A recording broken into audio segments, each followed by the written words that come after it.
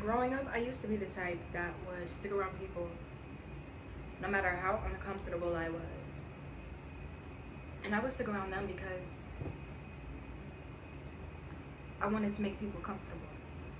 Realizing that I was scapegoating myself explains a lot. We wonder why things happen to us. And things happen to us because we do them to ourselves. We literally do them to ourselves. For a long time, I would always know that if I told on my siblings, they were going to get in trouble. And I also knew that if I didn't tell on my siblings, I was going to get in trouble. I used to put faith in my siblings. I used to believe that they wouldn't tell on me. They told on me. And then they'd come and apologize and be like, I just couldn't hide that secret from our mom. And I was like, you know what? Yeah. I looked at my younger siblings like, okay, you're doing the right thing. You're doing what I wish I had the strength to do when I was younger. So I wouldn't be angry at them. But then that's when I realized that they were keeping secrets from our mom. And they felt okay with keeping those secrets. They felt okay with keeping secrets with their other big sister, but when it came to me, they didn't feel okay keeping those secrets. And I would still rather me get a whooping than them. First sign of self-scapegoating is you looking at somebody and saying, I'd rather me go through it than they go through it. Is you looking at somebody and saying, I wouldn't want them to experience this. Trust me, they don't want to experience it neither. They obviously don't care if you experience it though. My younger siblings knew that they shouldn't have been doing what they were doing, and yet they still chose to do it. And then they'd come to me and ask me, beg me to not tell on them. And then they'd tell on themselves, knowing that at the end of the day, their big sister would have to take the blame because their big sister was supposed to tell on them. Knowing that at the end of the day, their mom would overlook the fact that they had done something that they wouldn't do, but look at the fact that their big sister didn't tell her that they did something that they weren't supposed to do. They knew that. Trust me when I say people know what they don't want to experience. And they also know what they shouldn't do so that they won't experience what they don't want to experience. As it's always told, a narcissist can smell an empath. And I've never heard of a narcissist getting scapegoated. It's always a person with strong empathic traits that get scapegoated. And that's because they can feel, they care what other people are feeling around them. I used to care so deeply about the fear, about the panics, about the anxiety, about the pain that my younger siblings were afraid to feel, that I'd forget about my own pain, my own fear, my own panic. Saying that, I used to feel so deeply for other people that I wasn't feeling for myself at all. I want to break down the word empath. I want to dissect it and look through it thoroughly. Empath is spelled E-M-P-A-T-H. Empath has 6 letters, 2 syllables.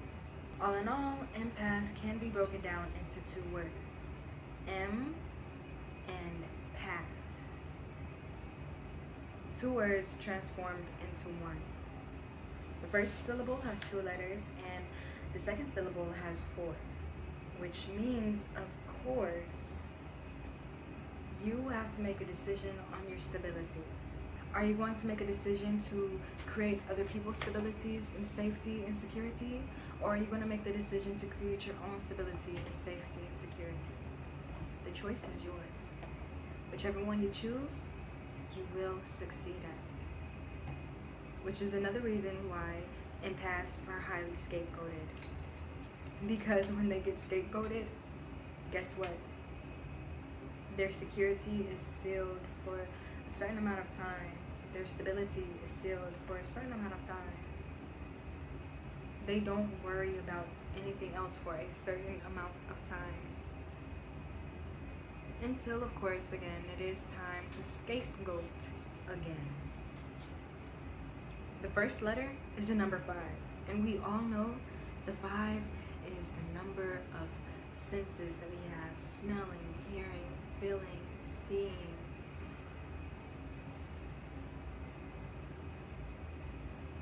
There's another one that I just can't remember. Tasting. Yes. An empath sometimes have abilities to develop greater, stronger senses. The number 5 also has something to do with change. And let's be honest, an empath can really change things. An empath can make a person go from feeling devastated to encouraged. The empath has the ability to change. The next letter is the number 13. As we all know, the number 13 is associated with karma. Yes. And not just any type of karma. Okay, the number 13 has to do with death. Are you going to keep your relationships alive, or are you going to kill your relationships? Because it's either your relationships kill you or you kill those relationships. Baby, the choice is up to you. Again, these are the first 2 letters, the first syllable. Change your death. An empath has the ability to change their death. Not only their death, other people's deaths too. The number 13 adds up to the number 4. Wasn't I just saying something about stability? Yes, I was. When you're changing death, and death does not mean soul done left the body, it's seeing the light. Oh, don't walk towards the light, Stephen. Don't walk towards the light. No, that's not what I'm talking about when I mean death. I am also talking about bringing things to an end, seeing things for what they truly are, accepting things that no longer benefit you, that no longer suit you, changing. With the number 13 also going into a number 4. The number 4 has lots to do with words. In order to create boundaries, you need some type of language. Nonverbal, verbal, whichever it be. A lot of people will look very closely at an empath's demeanor. An empath around the wrong type of people should never be passive or laid back, because then those people will take that as confirmation, some type of language that there's no boundary there, which means that they can just go and do whatever they want there. That's another thing that an empath has to change. They have to change the way that they communicate. Empaths are so sympathetic, they're so loving, they're so forgiving, so understanding, that they're just laid back. They're always at ease. There's peace whenever you're around them. And that's because they don't believe, and it's not that they don't believe in it, they just don't constantly have their guards up. An empath is not constantly ready to attack somebody. An empath is constantly ready to accept somebody's tears on their shoulder. An empath is constantly ready to be somebody's crutch, which means that they're always open. They're always ready to be available for somebody. And that's something that an empath needs to change, because that always open, that always ready to be available for somebody is a language. That is a body language. That needs to be changed, because people see that, people understand it, and they're like, oh yeah, this is gonna be easy. Not easy to heal, but easy to destroy. People think about destroying an empath before they think about accepting the empath's grace of healing. Which is why the empath is always the scapegoat. Because they're always thinking, not always, let me reframe that. There's a higher possibility that people are thinking about destroying that empath than healing with, by, or from, or because of that empath. The first syllable of empath, M, is to know that you have the power, the possibilities, the privilege. Yes, empaths, you have been blessed by God with privilege to change your death, to change your outcome. You might feel like you're stuck in a karmic loop. You've been given the privilege, you've been blessed to sense a karmic loop and change it. And since you've been given that, when you don't change it, that's when you become a scapegoat. It is easy to become one as a child because you're not thinking that, you're not aware of karmic loops because you're a child. You're only aware about homework due dates and rules that your parents set for you. Sometimes you're not even aware about how you feel because if you're anything like me, you have to take care of younger siblings. When you get older though, that's when you have to really put your foot down when it comes to boundaries. If you need to move out, move out. Do not stay around anybody that is making you feel like there's a karmic loop that is constantly going on and on and on. Let me tell you something. God will protect you when you're ready to leave. He will give you a place to stay when you're ready to leave. He will tell you when it's time to leave. If you stay though, He's gonna let life play out. You've been given the opportunity to change life. But if you stay, it's just gonna play out. And let me tell you something. A lot of people might blame God because they don't understand the power of the empath. Let's get to the second syllable of this word, path. We all know what path means. Path is a way to walk. It is something that is easy to walk, like a sidewalk is a path. A career choice is a path. Those are all paths, right? Why is it that M comes before path when you're supposed to walk on the path first in order to get to the destination, right? Well, because you have to choose which path you're going to go on. And that path that you choose will change your life. Which is why the M comes first, because you're supposed to use your gift to sense change, to choose which path to go on.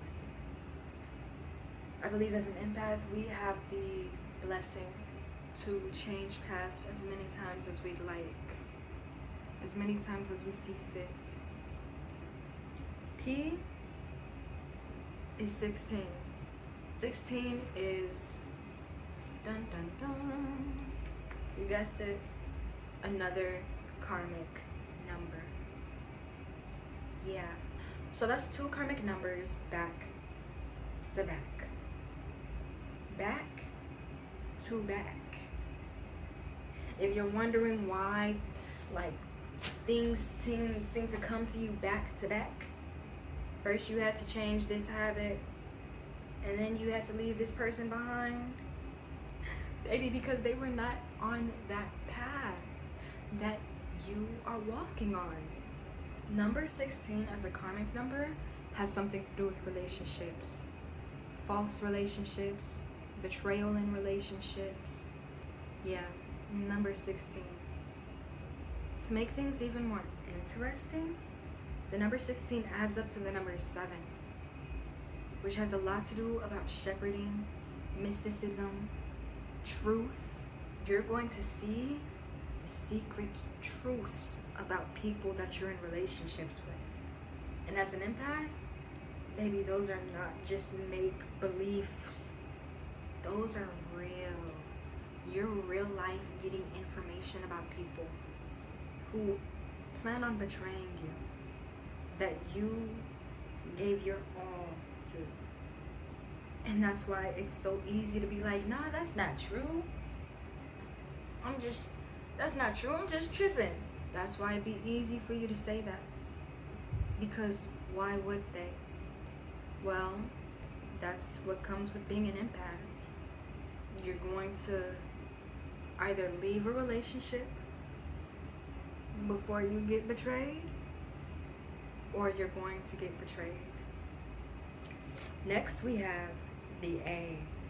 And of course, A is the beginning of the letter. It's number 1. Number A is the beginning. I said number A, y'all. Letter A is the beginning. There would be no B, C, or D without A. Just like there would be no 1, 2, or 3 without 1. Number 1 means new beginnings. It means to go into a new journey, leap of faith, a conquest. Numero 1, looking out for yourself, thinking about yourself, being yourself. That's what number 1 is. Next we have T, which is 20.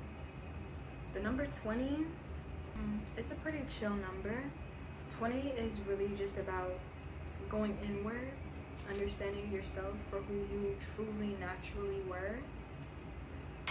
So that just lets me know, like, an empath's journey really, really begins once they become an adult, once they hit their 20s.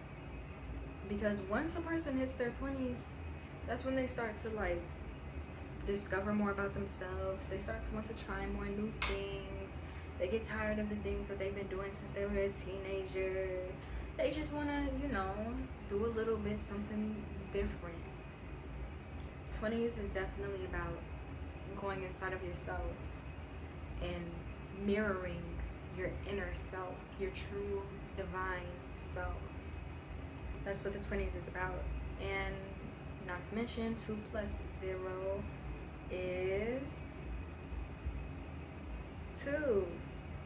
So not only are you going to be reteaching yourself everything, becoming your own mother and daughter, you're also going to be making decisions. Do you want to keep what you were taught as a child, or do you want to learn something new? Do you want to go out tonight, or do you want to stay in tonight? Do you want to go to the library, or do you want to go to the club? You know what I'm saying? Like, now you start to make your own decisions in life yourself. Do you want to wash the dishes tonight, or do you want to wait until next week? That's what I'm talking about. Do you want to cook tonight, or do you want to order out? That's what I'm talking about. Now you are starting to make your own decisions in your life. And those decisions that I had came up with, it's nothing too serious. It's really lighthearted. It's the lighthearted decisions that let you know how mature you are and how much work you need to do. If you say, I don't want to wash my dishes tonight, I'll do them tomorrow, and you don't get to them tomorrow, you get to them like next week or a few weeks from now, you need to heal there.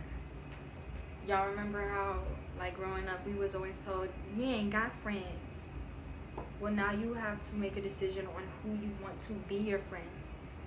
Because as an empath, I believe 99.999% of empaths have to leave their families alone. They just have to. If you don't have any family members, you don't have any friends, you're going to need to make some. Now you have to choose who they're going to be. You decided which journey you want to take after you cut your family members off, after you cut those people off who are betraying you. You decided to take that leap of faith. You decided to go inside of yourself and start making decisions. Who aligns with your path? And that's where the letter H comes in. The letter H is associated with the number 8. And if y'all don't know, the number 8 is karma. It is karma. The number 8 is infinity. The number 8 is a loop cycle. The number 8, fun fact, 2024 is the number 8. 2 plus 0 is 2, plus 2 is 4, plus 4 is 8. Y'all. The number 8 is also associated with the letter H, as I said before. If you think about it, the letter H is a bridge, literally. When it's capitalized, there's 2 poles and then like they're connecting. That's like a bridge. You have to take everything you've learned, everything you've experienced, taught yourself, and not in a low vibrational way, like, this is why I don't like you, because you remind me of this, da da da da. Not in that type of way, but in the, okay, I need to listen to my intuition. I need to understand that I am an empath, so it is easy for people to want to betray me. I need to understand that I am an empath, so it is easy for people to take advantage of me or see me as somebody that they can take advantage of. I need to remember that I am an empath, so I get to choose who is in my life. I need to remember that I am an empath, so I get to choose how things end and how things change. You know what I'm saying? You are the empath. You are the one who has the ball in your court at all times. You are. You're the referee. You are empath. And you need to remember that, because eventually you will need to move on. It's kind of rare for an empath to meet an empath. Let's add the 2 syllables up together. See what their numbers come out to. For M, the first syllable, we have the number 18, which comes out as a 9, which also comes out to the letter R and the letter I. The number 9, and that kind of just shocked me. There literally is an I in empath. OMG. When it comes to the number 9, the number 9 is humanitarianism. So if you're ever wondering why you care about humans so much or the world, because we kind of just do. It just fits us. We're also meant to meditate. We're meant to go inwards into ourselves. We have that ability. We have that gift. We have that strength to do just that. I'm feeling a tug. Oh, wow.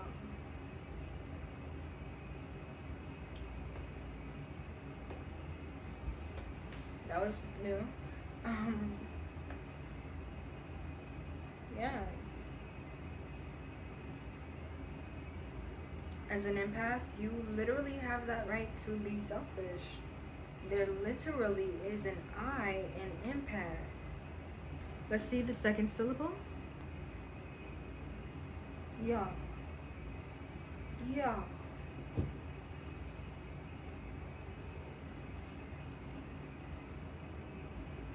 This could explain why we look at other people so deeply, so intently, because we literally believe that we are all one.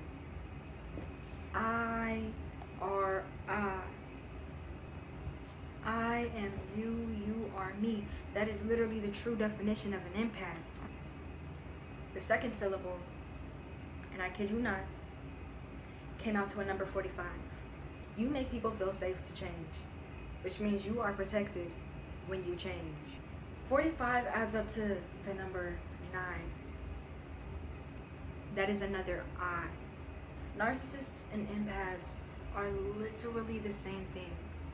An empath is a narcissist in an outwardly way, and a narcissist is a narcissist. An empath focuses on themselves by focusing on other people, and a narcissist focuses on themselves by focusing on themselves.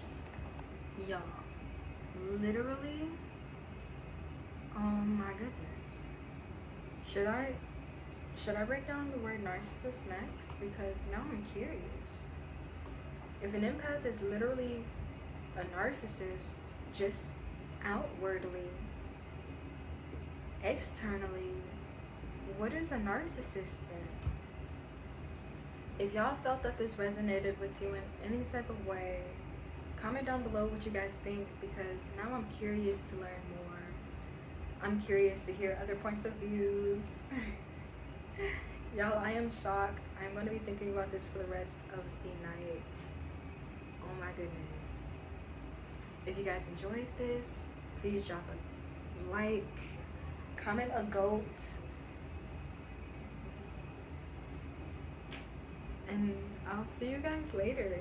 Share this to anybody that you believe is an empath. I love you guys. Bye.